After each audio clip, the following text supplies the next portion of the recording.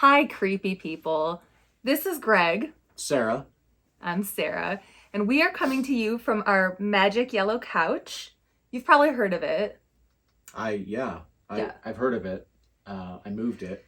Yeah. No, I meant they've probably heard of it Oh, okay. from our gratuitous advertising. Oh, yeah. Well, God knows we're on all the socials all the time. All the time. If you haven't heard of it, it's new to you. That's fantastic, but welcome.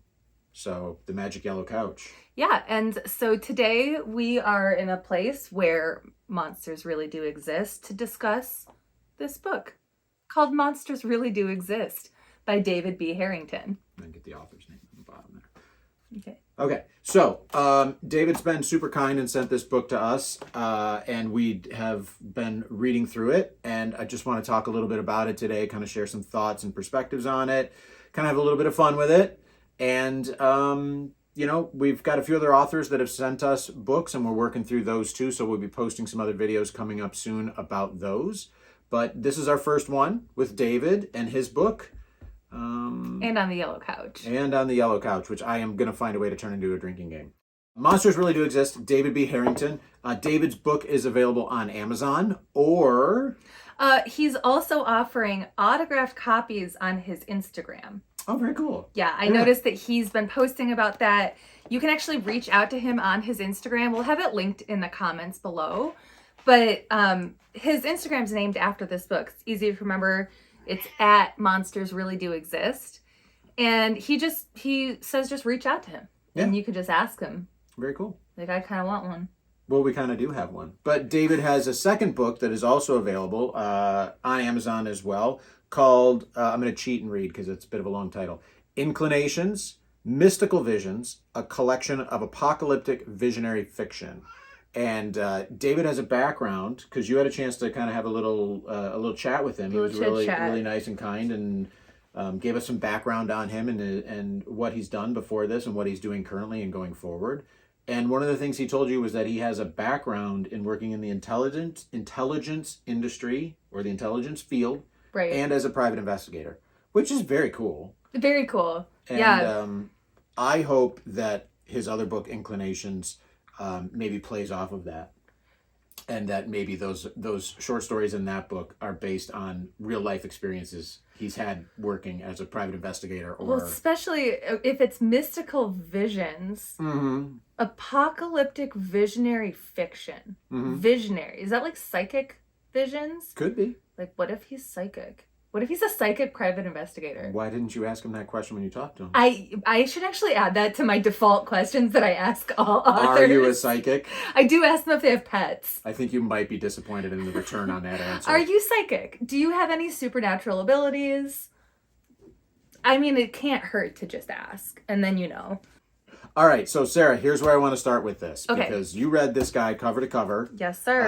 I read a little bit of it here and there, but we kind of do that for a reason so that we can kind of ping pong and have a different fun conversation about these things. So you took the deep dive. Yep. I got the Cliff's Notes.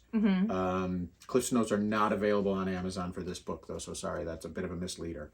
Anyways, let's start. I want your Twitter-length review of Monsters Really Do Exist, and go to hell, Elon, I'm not calling it X. So, Twitter-length review of this book and what you thought of it, really quick. Okay, Twitter-length review. How many characters is that? 26?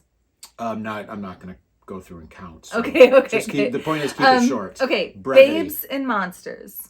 Babes and Monsters. Babes and Monsters. Hashtag babes, hashtag monsters.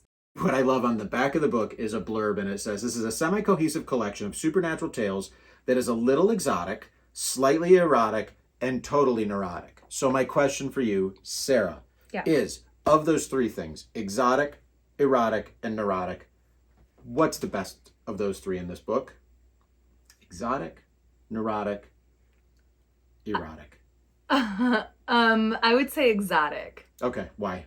There are lots of just monsters and beasts and like creatures, but then like ghost stories as well. And yeah, I guess like I described it as it's kind of like episodes of the Twilight Zone.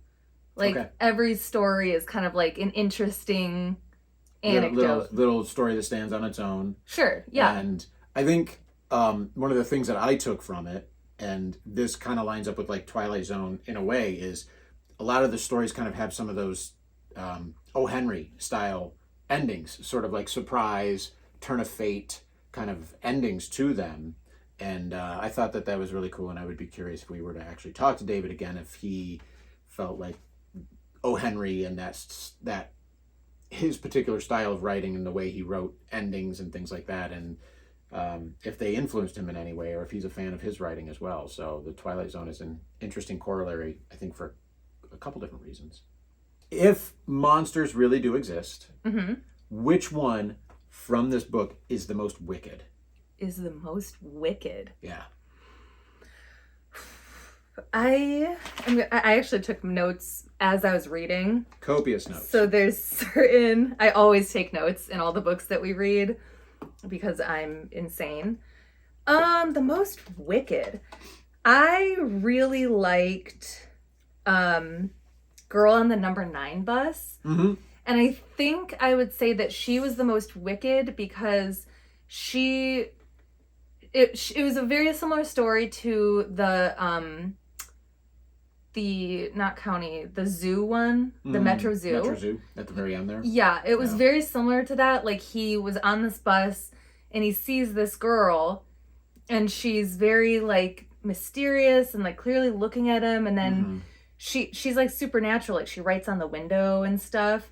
But then she ends up like calling his mom and like knew all these things about him, was basically like stalking him. Mm-hmm. And then finally she seduces him into this like Victorian mansion and then just burns it down.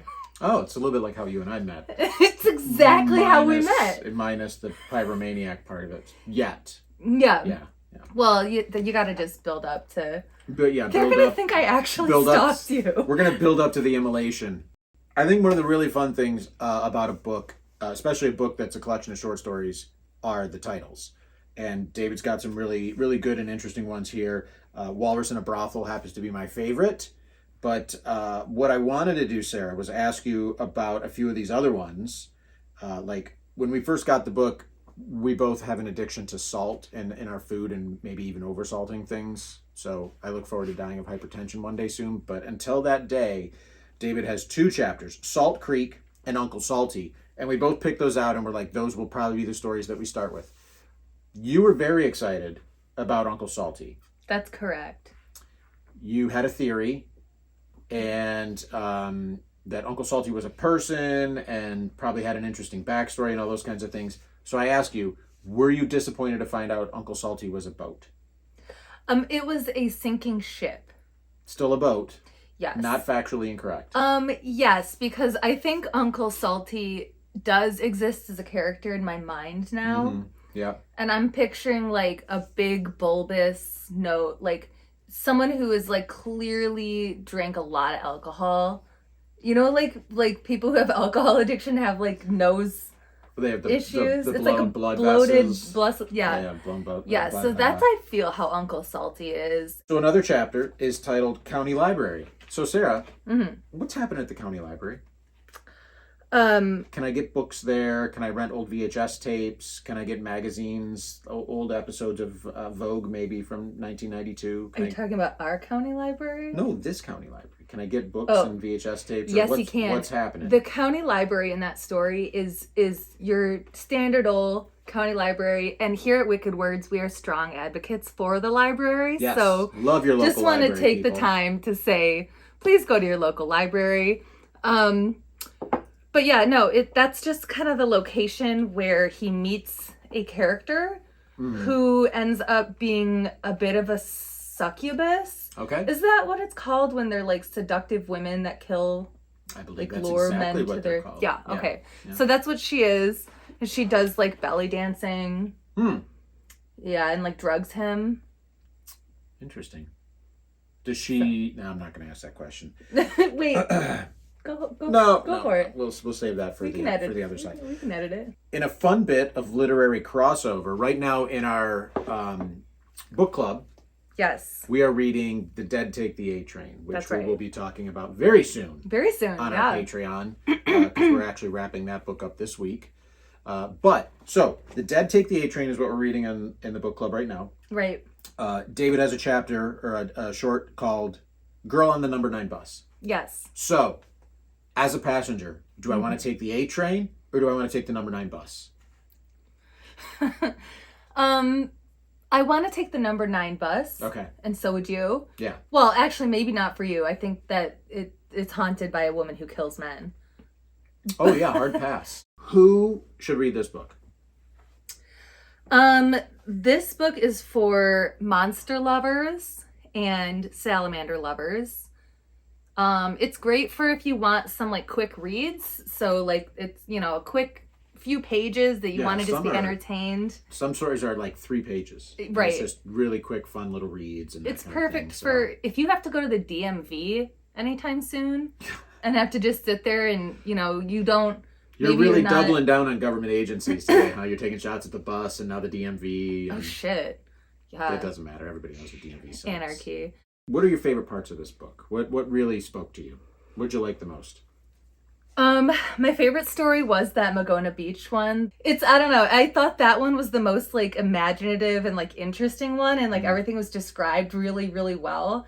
And a lot of them end with this sense of like, and I guess we'll never know. Like seeing is believing, and I think there's a lot of that was kind of what I took from it is there's a lot of sort of mystery left at the end of these. Is that there's no conclusive endings. People don't walk away with like, a skull or a trophy or something that is tangible and can prove that they have had this encounter or this moment. And so it's almost like creating a false sense of monsters existing because there is no proof. And those people don't ever get the proof. But the monsters are really out there in a myriad of bonkers forms in David's book. And at the ends of his stories, you could almost hear Rod Serling saying something like, were there really these giant salamanders on, at Salamander Springs? Like, that's for you to decide in the Twilight Zone. Yeah, exactly. So that's definitely what it reminds me of. Can I ask you a quick question? You can. Okay, I was wondering, we talked earlier about different titles of the stories. Yep. And you brought up your favorite story was Walrus in a Brothel. Yes. Tell me the story that you thought that would be. Well, I'm a bit of a novice reader. Reading is new to me. Shut up. And so I thought that a story titled Walrus in a Brothel would contain one of 2 elements. Yes. A walrus. Yes.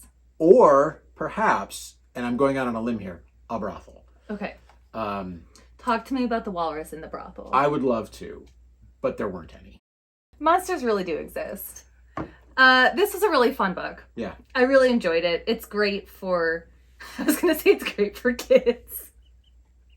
It's totally not for kids. But it's that feeling of like when I was a kid, I loved short stories and like short horror stories. And I would have loved this book as a kid. Yeah. Thank you, David B. Harrington. Thanks, David. We had a lot of fun with your book, and we look forward to checking out the other book by David. And we'll be back to bloviate on other books that authors are sending us soon. Consume more cocktails, more whiskey, more other fun things. He's hammered. I'm totally just out of my gourd. Barely forming sentences. Really? No. No. And check us out in the coming week.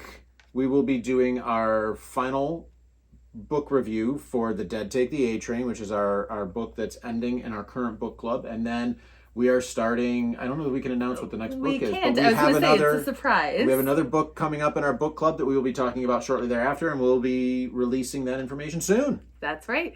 Thank you so much for watching as well. And we're sorry. Yeah, if you made it to the end, sorry. Yellow couch. Finish your cocktail. Yes. Have a lovely day. We love you all. Cheers, y'all. And hey, cheers to you. Thanks for joining us.